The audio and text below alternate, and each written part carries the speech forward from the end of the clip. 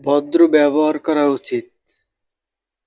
আসলে ভদ্র ব্যবহার করা অনেক ভালো, কিন্তু এতটাই ভদ্র হওয়া ভালো না। কারণ ভদ্র ভাষা সবাই বুঝে না।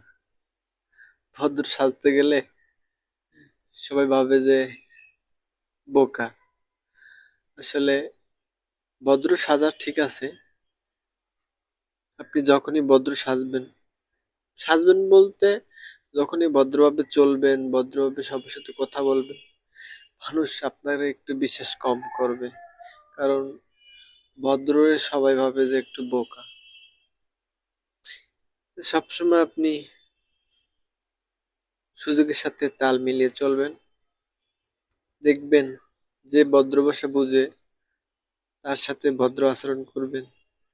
যে ভদ্র ভাষা বুঝে না, আঙ্গুলটা একটু ব্যাকা করে চলবেন।